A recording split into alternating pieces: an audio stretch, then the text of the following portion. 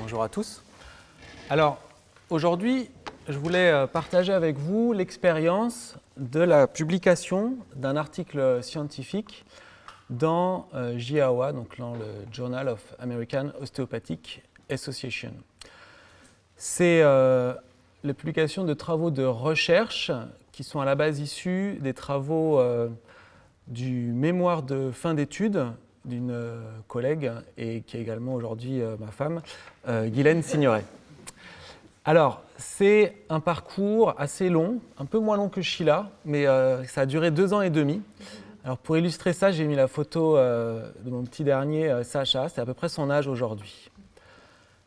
Avril 2013, c'est la naissance de l'idée, et de là découlent des travaux préparatoires, recherche de littérature, conception du protocole, on va dire cadrage d'un point de vue méthodologique et statistique, et ensuite donc la réalisation des expériences, les manipulations, ensuite la rédaction du mémoire sur le début 2014, et en fait en mai 2014, en voyant à la fois les réactions enthousiastes, par exemple celle de Rémi, autour du mémoire, mais vraiment en regardant aussi finalement la qualité intrinsèque des travaux qu'il y avait derrière, on a pris la décision de chercher à publier l'article, enfin de publier ces travaux dans le cadre d'un article dans une revue à comité de lecture. Donc il y a eu un travail de rédaction de l'article qui s'est étalé de mai 2014 à février 2015, et ensuite des allers-retours avec la maison d'édition, avec le journal, avec les relecteurs dans le cadre du travail de revue par les pairs. Et tout ça donc, nous mène jusqu'à octobre 2015 avec cette fois la sortie dans JAOA. Alors, la naissance de l'idée, elle vient comment? Elle vient comme ça. Voilà, je vous montre la petite image. Ok. C'est exactement comme ça que l'idée de la recherche est née. Alors pourquoi je vous montre cette petite vidéo? C'est que j'ai mon frère, donc, qui travaille, qui est professeur et chercheur à l'université de Genève, qui un jour arrive dans un dîner de famille avec une vidéo ultra slow motion qu'il avait tournée avec son grand-fils ado de 16 ans. Et il avait fait exactement ça, il avait mis une claque. Et on voyait exactement ce que vous venez de voir à l'écran, c'est-à-dire toute cette déformation des tissus de la face. Et alors nous, en tant qu'ostéopathe, on avait des billes comme ça, genre waouh, super. Avec ça, on va pouvoir, avec ton appareil, on pourrait prouver plein de choses. On pourrait même prouver les mouvements du crâne, ça serait terrible, ça serait génial, etc.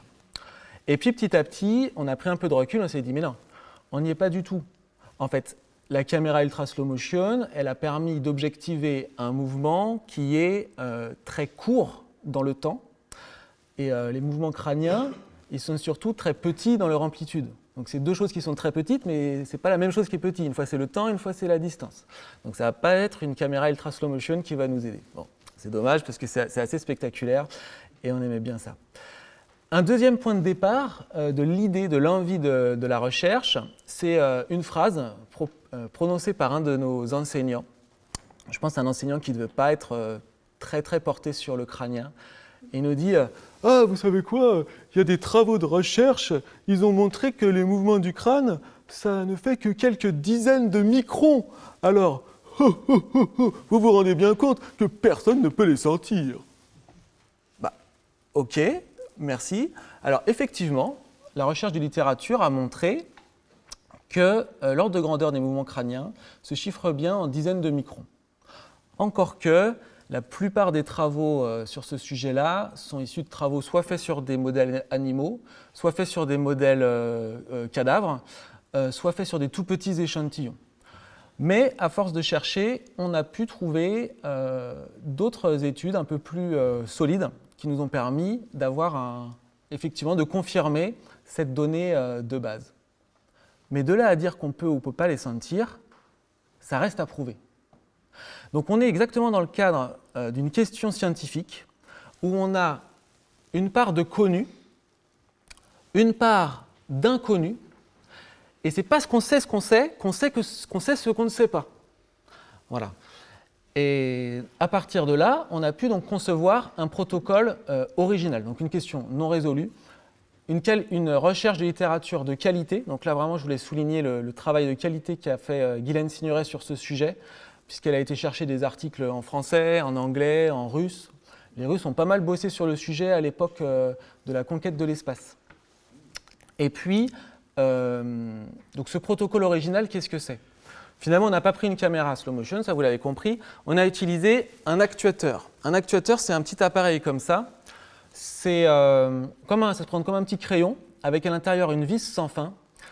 C'est un appareil qui permet de produire des mouvements micrométriques, donc de l'ordre de 3 microns, 10 microns, enfin quelques microns, mais surtout de manière répétable et calibrable.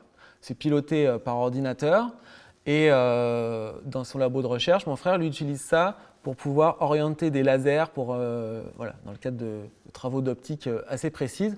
Donc c'est du matos assez sérieux qui est calibré d'un point de vue scientifique sur sa répétabilité. Et une autre qualité de ces travaux de recherche, c'était la rigueur statistique, puisqu'on s'était posé la question dès le départ, à se dire, si on veut pouvoir exploiter les données, il faut qu'au moment de l'exploitation, on ne tombe pas des nues en se disant, mince, d'un point de vue statistique, on ne peut rien conclure. Donc on avait imaginé un petit peu quel pouvait être l'ordre de grandeur des données qui allaient sortir des expériences, et de se dire, par rapport à ça, quels sont les échantillons de population qu'on veut avoir pour commencer à atteindre un seuil de significativité, quel est le nombre d'essais et d'erreurs qu'on veut proposer aux gens pour pouvoir conclure avec une certaine significativité statistique que oui, là ils ont senti quelque chose et que ce n'est pas juste le fruit du hasard, qu'ils ont répondu oui, oui, je sens, au moment où il y avait un mouvement. Alors, puisqu'aujourd'hui on fête la sortie de Sheila, Foundation of Osteopathic Medicine, c'est l'occasion de rendre hommage au travail des auteurs américains. Et en particulier, je voulais souligner l'écriture de Michael Patterson. Dans son chapitre 70, qui s'intitule Foundation of Osteopathic Medical Research, c'est un chapitre qui est vraiment super. À mon sens, si vous n'êtes pas encore arrivé jusqu'au chapitre 70, il vaut vraiment le coup. Michael Patterson, il expose avec beaucoup de pédagogie, de manière très didactique, les différentes étapes à franchir pour mener un projet de recherche. Et il donne un peu les choses auxquelles il faut penser, les pièges dans lesquels ne pas tomber, etc. Et donc c'est structuré d'une manière assez chronologique, son chapitre. L'émergence de l'idée, j'en ai déjà parlé.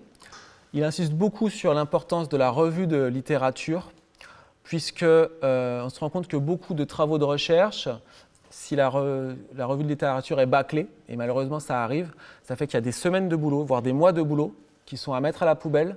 Pourquoi ? Parce que soit on était parti à la base sur des données qui n'étaient pas à jour, finalement qui sont obsolètes, soit parce qu'on s'échine à essayer de prouver quelque chose que ça fait 10 ans, 15 ans qu'en fait il y a un consensus, tout le monde, on sait que c'est déjà prouvé.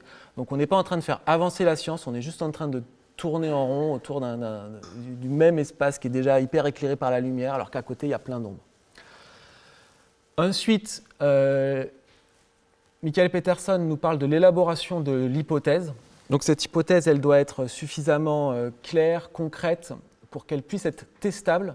Et c'est ça le point de départ pour l'élaboration du protocole expérimental. Et pas l'inverse. Voilà, ça fait du bien de le dire. Le recueil de données, c'est la partie donc, où on fait les manips, où vraiment on est dans la fosse. Ça peut être très sympa, comme des fois ça peut être un peu rébarbatif en fonction des volumes des échantillons qu'on cherche à passer dans la moulinette. Dans l'analyse des données, sur quoi insiste Michael Patterson ? Les statistiques et encore une fois la notion de significativité. Donc ça, on ne peut pas couper. Si c'est un domaine, si on se lance là-dedans, il faut lire. Il y a des bouquins très bien faits pour, attraper au moins 2-3 outils de tests statistiques qui permettent de montrer des significativités. Il y en a plusieurs à utiliser en fonction des types de données qu'on cherche à comparer ou qu'on cherche à analyser.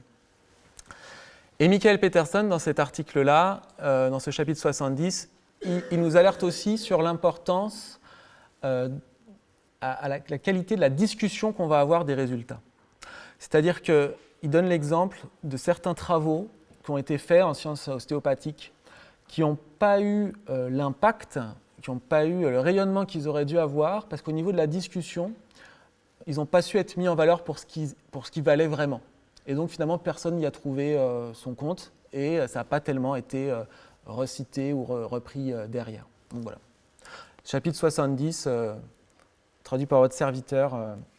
N'hésitez pas, c'est vraiment un des chapitres qui m'a fait le plus plaisir à traduire. Alors, la petite aventure, c'est de passer du mémoire de fin d'études à un article. Déjà, l'idée, c'était d'aller dans une revue qu'on appelle une revue à comité de lecture. C'est-à-dire une revue où il y a vraiment d'autres scientifiques qui vont lire l'article et se concerter pour dire est-ce que oui ou non, c'est un article qui mérite, qui a la rigueur scientifique, qui permet d'être publié dans cette revue. La revue qu'on a choisie, c'est JAOA. Alors pourquoi ? Au départ, on voulait une revue qui soit référencée dans PubMed. Je pense que vous connaissez tous PubMed, c'est le moteur de recherche qu'on va utiliser au départ pour trouver des articles scientifiques dans nos domaines de compétences, dans nos domaines scientifiques. Des revues où il y a le mot ostéopathe ou ostéopathique dans le titre et qui sont référencées sur PubMed, j'en ai compté 15. Sur ces 15, il y en a certaines qui sont hyper spécialisées, du genre la revue des radiologues ostéopathes, du collège des radiologues ostéopathes. Alors, ok, ils ont sûrement besoin d'avoir une revue. Par contre, je ne pense pas, moi, avoir la légitimité de viser cette revue-là, parce que je ne me sens pas spécialement radiologue. Ensuite, il faut savoir que parmi les différentes revues, elles n'ont pas toutes la même aura, la même impact. L'idée, quand on cherche à publier un article scientifique, c'est à la fois d'être ambitieux, de chercher une revue qui aura une certaine visibilité, mais tout en ayant une certaine modestie, une certaine humilité. J'imagine bien que mon article, vu, on va dire, les échantillons, les moyens qu'on avait qui étaient quand même réduits, je n'avais pas vocation à être publié dans Science ou dans Nature, qui sont les très grandes revues blockbusters des revues à comité de lecture. Alors, pour comparer différentes revues à comité de lecture par rapport à ces critères-là, il y a ce qu'on appelle le facteur d'impact. Le facteur d'impact d'une revue, pour faire simple, c'est calculé, c'est la moyenne, c'est un peu plus compliqué que ça, mais pour faire simple, c'est la moyenne de combien de fois les articles qui sont dedans sont recités dans d'autres articles scientifiques publiés dans des revues à comité de lecture. Et donc ça, c'est un des critères qui permet de classer comme ça les différentes revues. Et effectivement, de ce point de vue-là, JAOA était celle qui était en tête des revues ostéopathiques référencées sur PubMed. Donc une fois qu'on a choisi JAOA, là on a pris connaissance de ce qu'on appelle les I4A, c'est-à-dire les Information for Authors. Donc chaque revue publie ces fameuses consignes pour les auteurs.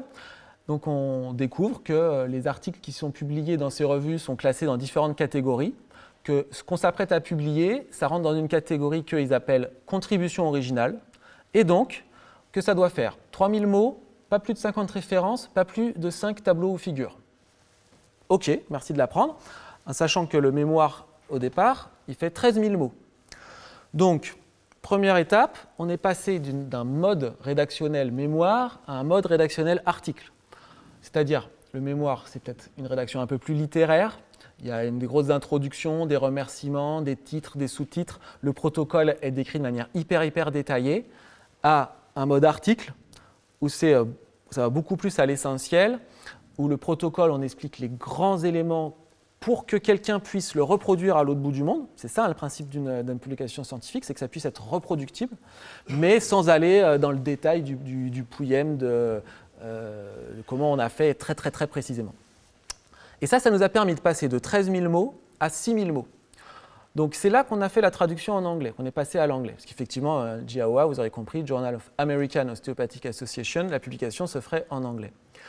Et donc déjà, on s'est économisé le travail de traduire les 13 000, on ne traduit que 6 000. Donc, à partir de là, on a commencé à raisonner en anglais. On est passé ensuite de 6 000 à 3 000. Donc ça a été quoi? Ça a été un travail de priorisation, c'est-à-dire tous les résultats qu'on peut trouver dans le mémoire de Guylaine Signoret ne se retrouvent pas dans l'article. On a dû sélectionner les choses qui nous paraissaient les plus intéressantes, les plus pertinentes à la publication. Et puis un travail de clarification. Pour que ça tienne en 3000 mots, il faut que chaque phrase, ça amène un sens nouveau. Hein. Tu disais, pour le coup, on n'avait pas le luxe d'écrire à l'américaine, de répéter 4 fois la même chose. Là, il faut que chaque phrase avance.